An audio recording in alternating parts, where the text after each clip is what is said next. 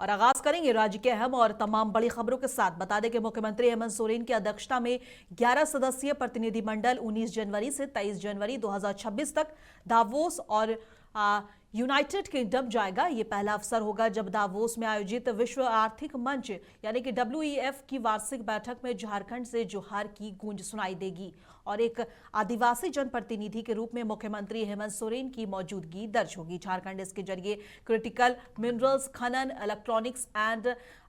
Electronics component और manufacturing और electronic vehicles और ऑटोमोबाइल, अक्षय ऊर्जा, वस्त्र निर्माण, पर्यटन और वनोत्पाद जैसे क्षेत्रों में अपनी क्षमताओं और सरकार से मिलने वाले सहयोग की जानकारी साझा करने के प्रयासों को तेज करते हुए विजन 2050 की ओर कदम बढ़ा रहा है।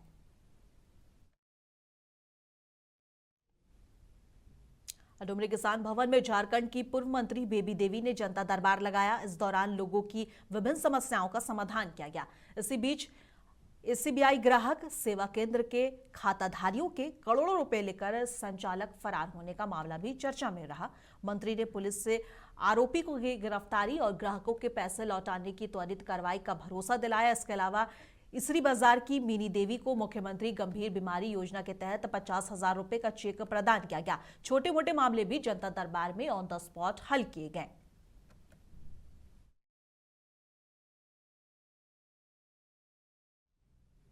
जामताड़ा जिला परिषद में बड़ा राजनीतिक बदलाव हुआ। अध्यक्ष राधा रानी सोरेन के खिलाफ लाया गया अविश्वास प्रस्ताव भारी बहुमत से पारित हो गया। कुल 19 सदस्यों में से 18 ने समर्थन में मतदान किया जबकि एक कोरा मतपत्र बढ़ा। ये प्रस्ताव जिप सदस्य दीपिका बेसरा ने लाया था। 3/4 बहुमत मिलने के बाद राधा रानी सोरेन को अध्यक्ष पद से हटा दिया गया है। मतदान प्रक्रिया में मंत्री डॉक्टर इरफान अंसारी और सांसद नलीन सोरेन मौजूद रहे। राधा रानी ने षड्यंत्र का आरोप लगाया जबकि उपायुक्त ने इसे नियम सम्मत और पारदर्शी बताया।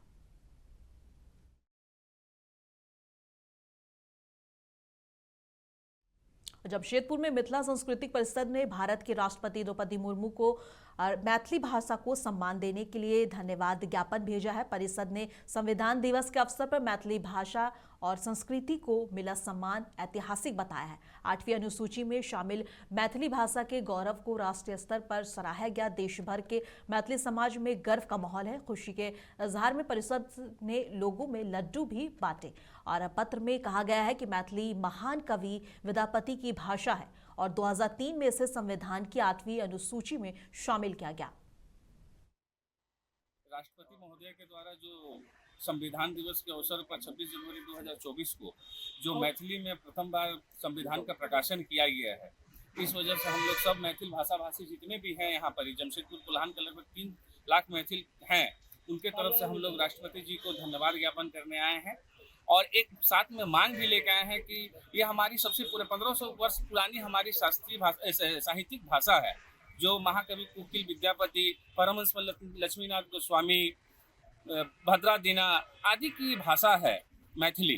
तो हम लोग चाहेंगे, सरकार से एक मांग भी रखे हैं साथ में कि इसको शास्त्रीय भाषा का दर्जा भी दिया जाए और हम लोग तत्काल प्रधानमंत्री आदरणीय अटल बिहारी वाजपेयी जी और तत्कालीन भारत सरकार को धन्यवाद देना चाहते हैं कि जिन्होंने 2003 में मैथिली को 8वीं अनुसूची में सम्मिलित किया। इसलिए और जो हमारा मैथिली में प्रकाशन हुआ है संविधान, उसके लिए हम लोग द्रौपदी मुर्मू जी को, आदरणीय महोदय राष्ट्रपति जी को हम लोग धन्यवाद देना चाह रहे हैं। इस वजह से हम लोग यहाँ समस्त मिथिला भाषा भाषी हम सब यहाँ एकत्रित हुए हैं और हम लोग पुनः राष्ट्रपति जी को आत्मीय आभार प्रकट करते हैं। आपका नाम?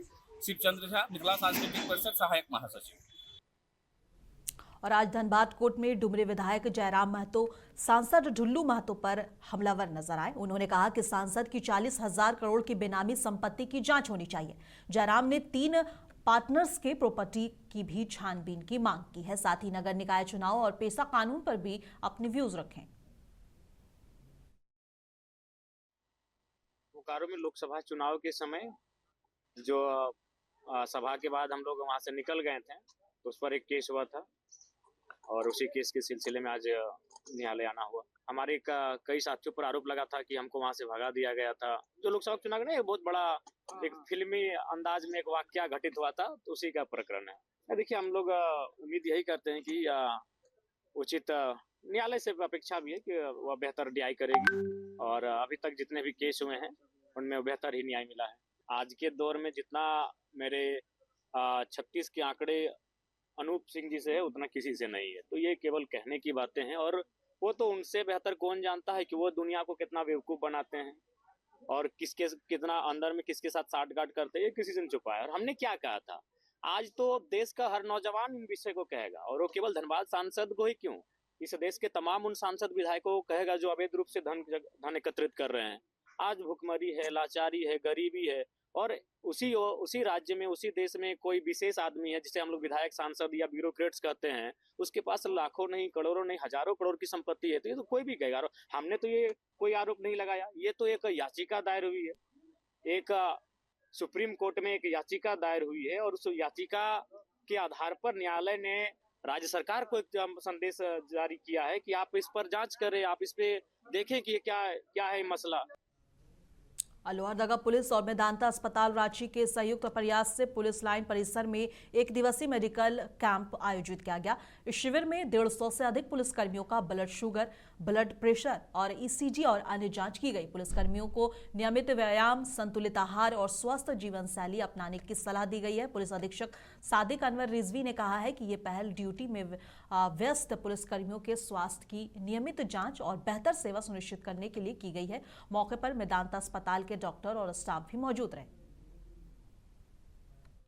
असल मकसद है पुलिस कर्मियों को जागरूक करना है। खास तौर पे हमारा जो कांस्टेबल संवर्ग है वो स्वास्थ्य के प्रति काफ़ी लापरवाह है। तो अगर वो फिट रहेंगे, क्योंकि आपको पता है 80% जो पुलिस का स्ट्रक्चर है कांस्टेबल पे टिका हुआ है, वो हेल्दी नहीं रहेंगे तो फिर सारा ड्यूटीज जो है वो बाधित होता है। हाँ बिल्कुल, रेगुलर हम लोग चाहते हैं रेगुलर हो, और ख़ास तौर पे वेदांता जैसी जो बड़ी हेल्थ अपने सेवा पूरे भारतवर्ष में दे रही है, इनसे पुनः हम आग्रह करेंगे कि ये फिर से आके यहाँ पे लोगों में इस तरह का, खासतौर पे पुलिस कर्मियों को जागरूक करें और उनको हेल्थ चेकअप करें। और झारखंड स्टेट बार काउंसिल का चुनावी बिगुल बज चुका है। 12 मार्च 2026 को मतदान संपन्न होगा, जिसमें राज्य भर के 17,000 से अधिक अधिवक्ता अपने मताधिकार का प्रयोग करेंगे। इस बार लगभग 700 महिला उम्मीदवार चुनावी मैदान में हैं और आरक्षण व्यवस्था के कारण नारी शक्ति को बढ़ावा मिला है। अधिवक्ता सुरक्षा, पेंशन, कॉलोनी और स्वास्थ्य बीमा जैसे गंभीर मुद्दे चर्चा में हैं। कुल 25 सदस्य चुने जाएंगे, जो बाद में अध्यक्ष, उपाध्यक्ष और बीसीआई प्रतिनिधि का चयन करेंगे। पूरे चुनावी सरगर्मी तेज है और अधिवक्ता अपने हितों के लिए सक्रिय प्रतिनिधि चुनेंगे।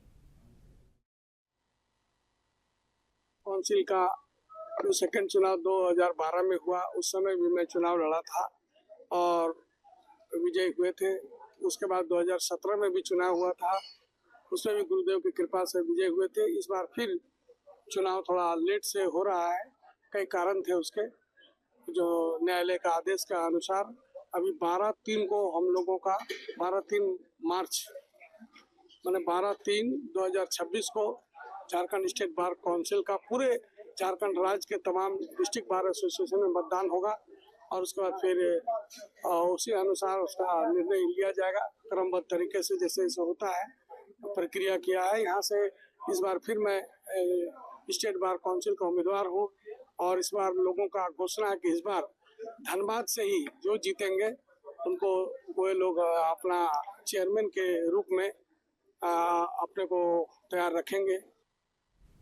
पाकुड़ एसपी के निर्देश पर नगर थाना को नया थाना प्रभारी मिल गया है। इंस्पेक्टर अनिल कुमार गुप्ता ने कार्यभार संभालते हुए कानून व्यवस्था की समीक्षा शुरू कर दी है। उन्होंने चोरी और असामाजिक गतिविधियों पर सख्त रूख अपनाने का संकेत दिया है। आम नागरिकों को सतर्क रहने की अपील की गई। अधिकारी ने पुराने लंबित मामलों की शीघ्र निष्पादन और संवेदनशील इलाकों में विशेष निगरानी का भरोसा दिया है। पुलिस और जनता के बीच विश्वास मजबूत करने और नियमित गश्ती, जन सुनवाई और महिला और कमजोर वर्ग के मामलों में त्वरित कार्रवाई पर विशेष जोर रहेगा। सबसे पहले नगर थाना क्षेत्र के सभी लोगों को नए वर्ष की हार्दिक शुभकामनाएं मेरी तरफ से। और सभी खुश रहें, सभी अच्छे से रहें, यही शुभकामना है। और सभी से एक रिक्वेस्ट रहेगा कि वो पुलिसिंग को सपोर्ट करें, ताकि पुलिसिंग एक बेहतर तरीके से काम करे। बाकी मेरा उद्देश्य रहेगा शहर में अमन, चैन, शांति बनाए रखना। जो भी घटनाएं हों उसका त्वरित निष्पादन करना मेरा प्रथम दायित्व रहे। दुमका के मसलिया थाना क्षेत्र में पुलिस को बड़ी सफलता मिली है। बेदिया पुल के पास छापेमारी कर साइबर क्राइम में शामिल एक युवक को रंगे हाथ गिरफ्तार किया गया। आरोपी तमरेज शाह पर आईटी एक्ट समेत कई धाराओं में केस दर्ज किया गया है और पुलिस ने उसे कोर्ट में पेश करने की कार्रवाई शुरू कर दी है।